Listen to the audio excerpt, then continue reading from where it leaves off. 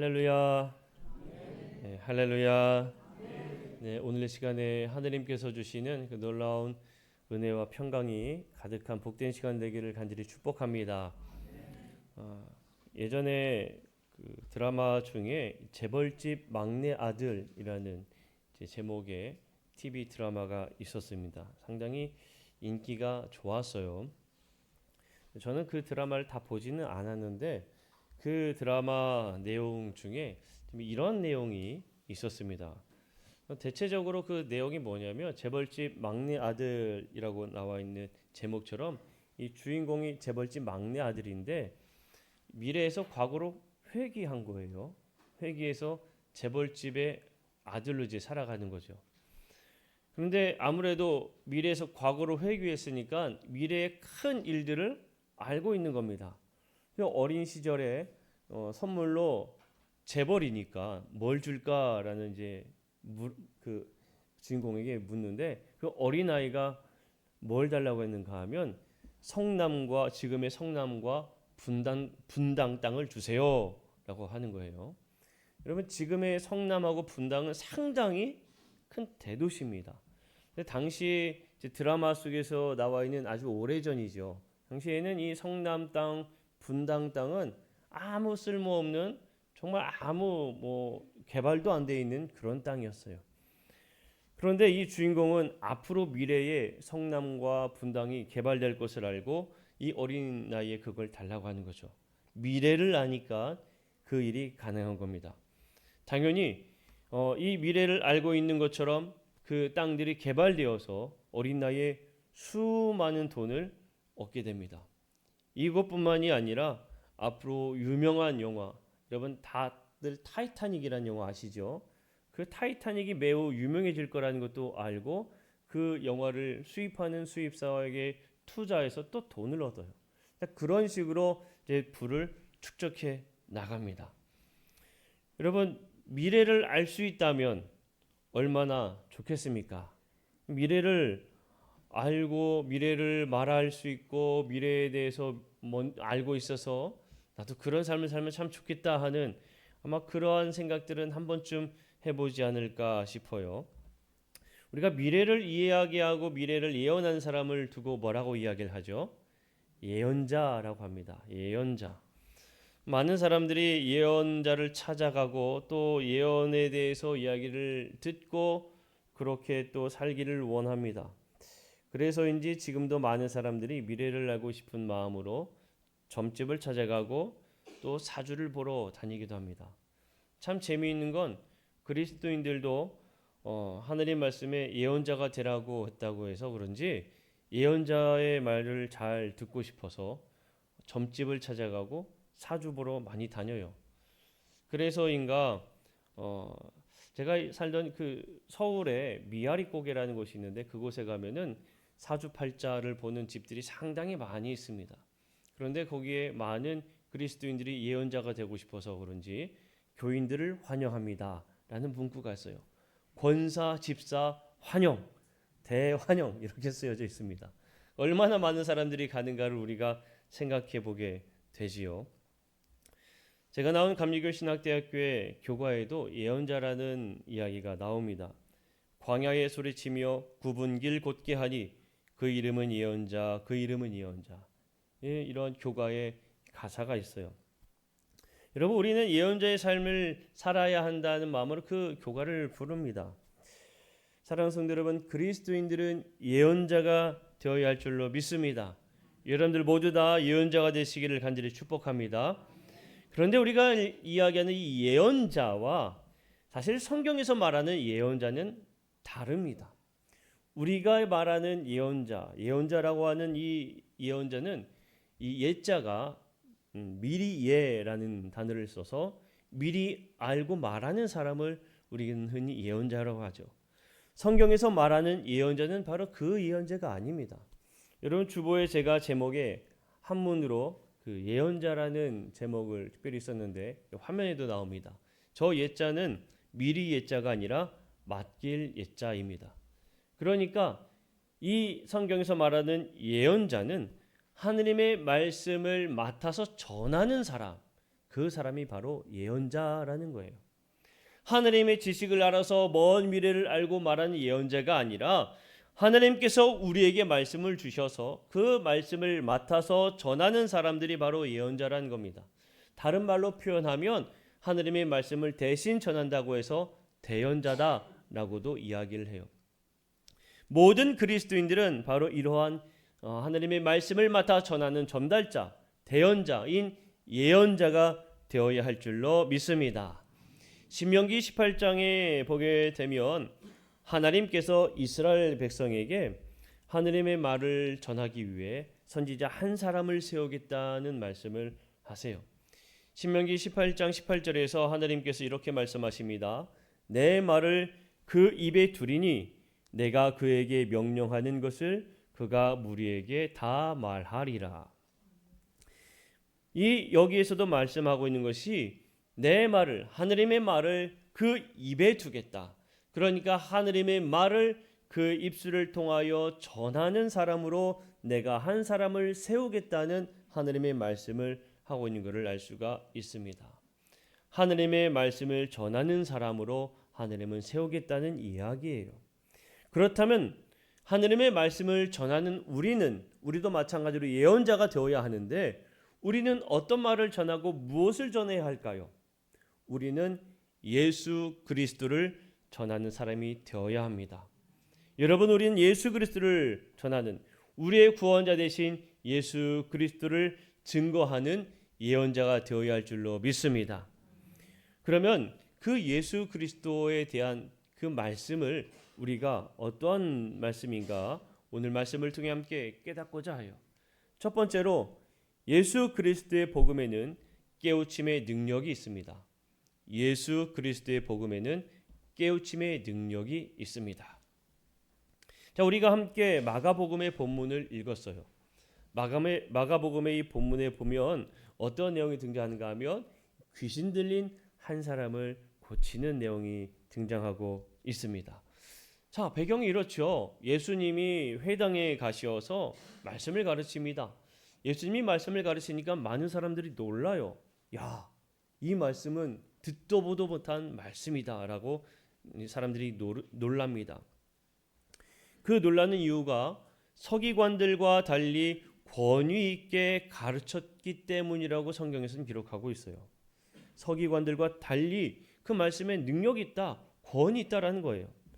그 당시의 서기관들은 지금의 어떤 사람들이라 이야기할 수 있는가 하면 오늘날로 바꾸게 되면 아주 유명한 신학 교수 아니면 혹은 아주 저명한 설교자들, 유명한 설교자들 이렇게 이야기할 수가 있습니다. 우리가 많은 그리스도인들이 알고 있는 좋아하는 유명한 설교 잘하는 목사님들 이렇게 이야기할 수가 있을 거예요. 신학교에서 가르치는 신약 박사, 구약 박사 이런 분들이 바로 이 서기관들이라고 이야기할 수가 있는 겁니다. 그들이 가르치는 내용은 어떤 내용이겠습니까? 당연히 율법에 대해서 매우 해박하고 율법에 대해서 너무나 잘 알기 때문에 그 율법을 가르칠 때에 아주 쉽게 잘 풀어서 설명을 해주는 사람들이 바로 이 서기관들인 거예요. 하느님의 말씀을 배우러 온 사람들에게 하느님의 말씀의 가르침은 이렇습니다라고 가르치는 사람들, 그 사람들이 서기관들입니다. 그에 반해서 예수님은 어떤 분이냐? 사실 예수님의 출신을 따져보면 예수님은 참 별 볼 일 없는 사람입니다. 당시 예수님의 이 출신이 갈릴리로서 갈릴리는 참 별 볼 일 없는 동네였어요. 또한 당시 예수님의 직업은 뭐였는가 하면 목수입니다. 지금의 목수와 당시의 목수는 상당히 차이가 있습니다.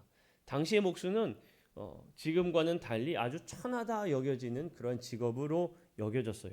그러니까 천한 직업인 목수에다가 당시에 아주 별 볼 일 없는 동네 출신인 이 예수님이 하느님의 말씀을 가르치는 데에 사람들이 서기관과 달리 권위가 있다고 말하고 있는 겁니다. 이 부분을 마가복음 이제 1장 22절에서 기록하고 있는데 새번역 성경에서 이렇게 표현하고 있어요.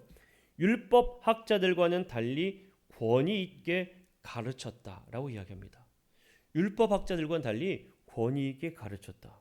자, 이 부분을 한번 가만히 생각해 봅니다. 율법학자들, 서기관들이 가르치는 거에는 권위가 없었을까요? 아닐 겁니다. 그러면 이 율법학자들이 가르치는 가르침의 내용은 무엇이었을까요? 하느님의 말씀을 지식으로 전달하는 전달자로서 있었던 겁니다. 하느님의 말씀을 이 말씀의 의미는 이거입니다라고 그저 지식을 가르쳐주는 사람으로서 율법을 전하고 있었다는 거예요. 그러나 예수님의 가르침은 달랐다는 겁니다. 예수님의 가르침은 그 안에 능력이 있었고, 예수님의 가르침은 그 안에 권능이 있었고, 예수님의 가르침은 바로 생명으로 인도하는 그 살아있는 말씀이었기 때문에 그 말씀엔 권위가 있었다라고 이야기할 수가 있는 거예요. 비교해서 생각해 볼까요? 서기관들의 가르침은 지식의 전달입니다. 그러나 예수님의 말씀은 살아있는 말씀이었어요. 그러니 예수님의 가르침은 그 서기관들의 가르침과 다를 수밖에 없었던 겁니다. 그 내용이 어디에서 또 나타나는가 하면 이 마가복음에 등장하고 있는 귀신 들린 사람과의 이야기 속에서 나타납니다. 오늘 본문에 보면 귀신 들린 사람이라고 이야기하고 있습니다. 더러운 귀신 들린 사람. 그런데 여러분, 이 더러운 귀신 들린 사람이 등장하고 있는 이 장소가 어디인지 아십니까? 회당입니다. 회당. 자, 지금의 말로 표현하면 어딜까요? 교회입니다. 이 교회의 회당에 지금 어떠한 말씀들이 일어나고 있습니까? 하나님의 말씀이 지금 가르침을 받고 있는 상황이에요. 그 하나님의 말씀이 있는 곳에 귀신 들린, 더러운 귀신 들린 사람이 있다고 이야기하는 거예요. 의아하죠. 하나님의 말씀이 있는 곳에 어떻게 더러운 귀신 들린 사람이 있을 수 있을까? 이 부분을요, 원어로, 헬라어 원어로 보게 되면 이 더러운 귀신 들린 사람을 헬라어 원어로는 이렇게 표현합니다. 이렇게 쓰여 있어요. 토 퓨뉴마 토 아카다르톤이라고 쓰여 있습니다. 토 퓨뉴마 토 아카다르톤. 그런데요, 이 퓨뉴마라는 단어는 공기, 호흡, 정신, 영, 이 의미를 담고 있어요. 그리고요, 이 퓨뉴마라는 단어는 성령을 지칭할 때도 사용되어지는 단어가 이 퓨뉴마입니다. 의아하시요. 더러운 귀신 들린 사람이라는 이 단어가 원어로 보게 되면 이 퓨뉴마가 포함되어 있습니다. 성령을 이야기하는 퓨뉴마가 담겨 있다는 거예요.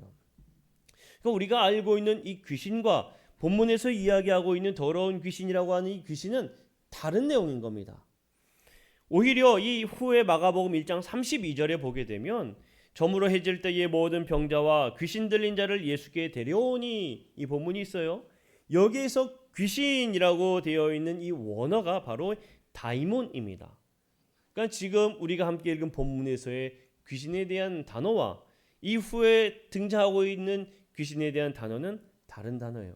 그러니까 오늘 본문 속에서 말하고 있는 회당에서 귀신 들린 사람이라고 하고 이야기하고 있는 사람들을 원어로 해석하여 다시 한 번 더 지금의 말로 표현하면, 원문 그대로 이야기하면 부정한 영을 가지고 있는 사람이다 라고 말하는 겁니다. 부정한 영을 가지고 있는 사람.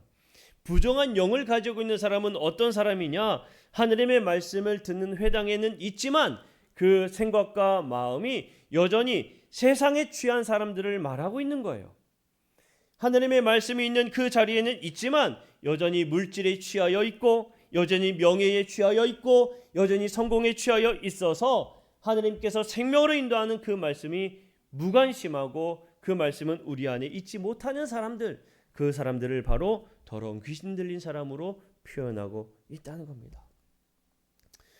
그 이야기에 이 등장하는 반응은 어떻게 나타나는가 하면 바로 이 귀신 들린 사람들이 예수님 앞에 이야기하는 그 대화 속의 소리가 찾아볼 수가 있습니다. 우리가 함께 본문에서도 읽고 있지만 이거를 세번역 성경으로 제가 한 번 더 읽어드리면 어떻게 이야기하고 있는가 하면, 나사렛 사람 예수님, 왜 우리를 간섭하려 하십니까? 우리를 없애려고 오셨습니까? 나는 당신이 누구인지 압니다. 하나님께서 보내신 거룩한 분입니다.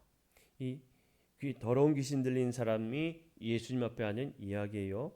왜 우리를 간섭하려 하십니까? 여러분, 하나님의 말씀은 생명으로 인도하는 말씀이기 때문에 그 말씀이 우리 안에 들어올 때에 세상에 취해 있는 이 말씀과 함께할 수가 없습니다. 하나님의 말씀이 우리 안에 들어오는 순간 세상에 취해 있는 이 말씀은 하나님의 말씀을 오히려 대적합니다.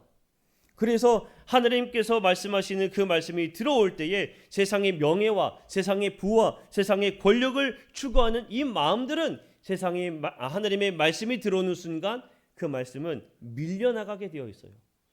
그러니까 이 마음 가운데에 여전히 세상의 것으로 치우쳐 있는 사람들이 당연히 그 입술로 고백하는 말인 겁니다. 더러운 귀신 들린 사람, 다름이 아니라 본문 속에서는 여전히 하나님께서 우리에게 주시는 참된 뜻을 깨닫지 않고 여전히 아직 세상의 것에 취하여 놓지 못하는 사람들을 말하고 있는 겁니다. 그런데 여러분, 가만 보세요. 지금 귀신 들린 사람들이 하는 이 이야기가 언제 그들이 말하고 있는가 하면 예수님이 권위 있는 말씀으로 회당에서 가르쳤을 때에 그 말씀을 듣고 깨닫기 시작했을 때 이 이야기가 나타나게 되는 겁니다. 예수님의 가르침을 받고 그 말씀이 우리 안에 들어오게 되면 그 바로 내 삶이 방향성이 잘 되었는가 잘못되었는가 깨달음이 우리에게 다가오는 순간 그것이 바로 하느님의 은혜요 하느님의 놀라운 능력인 줄로 믿으시기를 바랍니다. 예수님의 말씀은 우리가 생명으로 설 수 있도록 깨우쳐 주세요. 그것이 바로 놀라운 능력으로 우리에게 다가오는 것입니다. 사랑하는 성도 여러분, 우리가 두 발을 이 땅에 딛고 사는 동안에 우리가 세상의 욕심을 완전히 멀리할 수는 없습니다. 우리 안에 여전히 세상의 욕심과 세상의 죄악이 남아 있어요. 그건 어쩔 수 없어요. 그러나 우리가 하나님의 말씀을 들을 때에 내가 이 세상의 욕심대로 살았구나, 내가 하나님 뜻대로 살지 못했구나라는 것을 깨닫게 됩니다. 그것이 바로 예수 그리스도의 말씀, 복음의 말씀이 우리 안에 들어오기 시작하는 순간이라는 겁니다. 그러니 여러분, 내 마음에 하나님의 말씀으로 깨닫기 시작한다면 그것이 바로 하나님께서 일하시는 순간이요 하나님의 놀라운 은혜의 순간임을 여러분 믿음으로 고백하시기를 간절히 축복합니다. 우리는 능력 되시는 예수 그리스도를 이러한 능력을 전하는 전달자, 예언자가 되어야 해요. 그러면 이 예수 그리스도에 대한 복음을 어떻게 전할 수 있을까요? 우리가 이 고린도전서에서 그 예수 그리스도의 복음을 증거하는 그 비결을 어떻게 전할 수 있는지 그 비결을 알 수가 있습니다. 자, 두 번째, 바로 지식이 아닌 사랑으로 해야 한다는 겁니다. 지식이 아닌 사랑으로 해야 한다. 고린도전서 8장은 우상에게 바쳐진 고기에 대한 가르침입니다. 당시에는 이 고기가 어디에 먼저 가게 되는가 하면 신전에 먼저 바쳐지게 돼요. 그러니까 시중에 풀려있는 시장에서 구하는 이 모든 고기들은 이미 한번 신전에 들어갔던, 그러니까 우상신에게 바쳐졌던, 제물로 바쳐졌던 그 고기가 시장에 풀리게 되는 겁니다. 그 고기를 먹게 되는 거예요. 그리스도인들에게 있어서는 이게 문제가 될 수가 있지요. 어떻게 다른 우상에게 바쳐졌던 그 고기를 먹을 수가 있겠는가? 이게 문제가 될 수가 있는 겁니다. 그런데 오늘 우리가 함께 읽은 고린도전서 8장 1절을 읽어보니까 이렇게 이야기하고 있습니다. 우상의 제물에 대하여는 우리가 다 지식이 있는 줄을 아나. 우상의 제물에 대하여 우리가 다 지식이 있다라고 이야기하고 있어요. 그러면 우리가 그 우상의 제물에 대한 지식은 가지고 있는데 그 지식이란 도대체 어떠한 것을 의미하느냐? 다름이 아니라 이 세상의 모든 만물은 하나님에게서부터 났습니다. 하나님께서 모든 만물을 창조하셨지요. 음식도 마찬가지로 누가 만드신 겁니까? 하나님께서 만드신 거예요. 그러면 고기도 누가 주신 걸까요? 하나님이 주신 거예요. 그러니까 고기가 하느님께서 만드신 것인데 이 하느님께서 만드신 고기는 아무런 문제가 될 수 없다는 거죠. 이거를 알고 있는 것이 바로 지식이 있는 사람입니다. 하느님의 말씀을 잘 알아서 이 음식에는 아무런 문제가 없다는 것을 이미 알고 있는 사람, 그 사람이 바로 지식이 있는 사람들이에요. 그러니까 이 지식이 있는 사람들은 아무리 시중에 팔려 있는 고기를 먹는다 할지라도 이건 이미 하나님께서 우리에게 주신 것이기 때문에 이것은 아무런 문제가 되지 않는다는 거예요. 이들이 비록 우상 제물에 바쳐졌다 할지라도 결국에 신은 한 분밖에 안 계신데 그들이 바쳐진 우상은 아무것도 아닌 것에 갔다가 온 음식밖에 되지 않는다는 의미입니다. 그러니까 음식에는 죄가 없어요. 먹어도 된다는 거죠. 지식이 있는 사람들이 얼마나 이 믿음이 좋습니까? 그런데 이 1절 뒤에 뭐라고 이야기하는가 하면 지식은 교만하게 하고 사랑은 덕을 세운다라고 이야기합니다. 이러한 지식이 교만하게 하고 사랑은 덕을 세운다고 말하고 있어요. 왜 이렇게 이야기했는가 하면 여러분 하느님의 말씀을 잘 받아서 지식이 있어 그 음식에는 문제가 없다는 것을 아는 사람들은 그 음식을 쉽게 마음 놓고 먹을 수 있겠지만 마음이 연약한 사람들, 이제 막 신앙생활하기 시작한 사람들은 우상에게 바쳐졌던 음식 고기를 먹어도 그 마음엔 어떠한 마음이 드느냐? 양심의 거리낌이 있는 겁니다. 이게 우상에게 바쳐졌던 것인데 어떻게 이걸 내가 먹을 수 있을까 하는 마음의 가책이 있는 거죠. 그러나 이미 지식으로 충만한 사람들은 이 음식에 대해서 아무런 거리낌 없이 먹는 것과 함께 동시에 사람들에게 오히려 질책을 하게 되는 거고 정죄합니다. 이거는 음식에 문제가 없는데 무슨 죄가 있어? 그럼 먹어도 돼?라고 이야기를 하면서 다른 사람들 오히려 정죄하고 그 모습 속에 교만을 드러내게 된다는 겁니다. 내가 더 많이 하라 하는 이 모습이 드러난다는 거죠. 그래서 오히려 하느님의 말씀을 더 잘 아는 사람들, 이 지식이 교만하게 된다는 거예요. 그러면 사랑은 덕을 세운다는 이야기는 무슨 이야기냐면 사도 바울이 그래서 이야기하는 겁니다. 비록 그러한 지식을 알고 있지만 내가 이 음식으로 인하여서 이 음식을 먹는 것 때문에 형제 하나가 실족하게 된다면 나는 오히려 그 음식을 먹지 않겠다는 겁니다. 왜요? 그 실족하게 될 형제를 생각해서 먹지 않겠다는 고백인 거예요. 그래서 하느님의 말씀을 아는 사람들은 내가 많이 알고 있다는 지식으로 다가가는 게 아니라 그 한 사람의 영혼을 생각해서 그 사람이 실족할 것인가, 실족하지 않을 만한 그 행위인가를 판단하고 이 사랑으로 다가간다는 겁니다. 사랑으로 다가갈 때에 하느님의 말씀이 그에게 마찬가지로 사랑으로 역사하고 그의 마음을 변화시키는 능력으로 나타난다는 것을 우리에게 말해주고 있는 겁니다. 그래서 사랑하는 성도 여러분, 우리가 하느님의 말씀을 많이 안다고 해서 하느님의 말씀을 이렇게 이야기한다고 그들에게 그저 지식으로 이야기해서는 안 된다는 거예요. 지식은 정죄하고 잘못을 따지지만 사랑은 품어주고 그리고 오히려 세워줍니다. 하느님께서 우리에게 원하시는 그 말씀의 의미는 그들을 정죄하고 그들의 잘못을 따지는 것이 아니라 오히려 하느님의 사랑으로 품고 하느님의 사랑으로 세워주기를 우리에게 원하시는 게 바로 하느님의 말씀이라는 겁니다. 우리는 하느님의 말씀을 어떻게 증거하고 전달하는 사람들이 되어야 하느냐? 사랑으로 품어서 사랑으로 전하는 사람들이 되어야 한다는 겁니다. 내가 알고 있는 지식으로 단지 전하는 사람이 아니라 내가 하늘에게 받은 그 사랑으로 그들이 그 사랑을 깨달을 수 있도록 그를 생각하고 배려하여 전하는 전달자, 그 예언자가 우리 모두가 되어야 할 줄로 믿습니다. 사랑하는 성도 여러분, 우리는 하느님의 말씀을 전하는 예언자입니다. 그 말씀은 우리의 잘못됨을 깨닫게 하는 능력이 있습니다. 그 능력은 사랑으로 할 때에 나타납니다. 우리 이 시간 우리 함께 찬양하기 원하는데 우리 모두 다 주님의 사랑에 매여 있음을 고백합니다. 그 사랑에 매여 있음을 우리는 너무나 다 잘 알고 있습니다. 그렇다면 그 사랑을 마찬가지로 사랑으로 대하면서 하느님의 말씀의 능력이 아직 믿지 못하는 사람들, 그리고 우리 이웃들, 또 우리 가족들, 내 주변에 있는 사람들도 그 사랑이 알 수 있도록 사랑을 전하는 우리 모두가 되어야 할 줄로 믿습니다. 우리 함께 오직 주의 사랑에 매여 함께 뜨겁게 찬양하고 오늘 말씀을 기억하며 결단하는 기도의 시간을 갖기로 합니다. 우리 함께 찬양하겠습니다. 오직 주의 사랑에 매여 내 영 기뻐 노래합니다.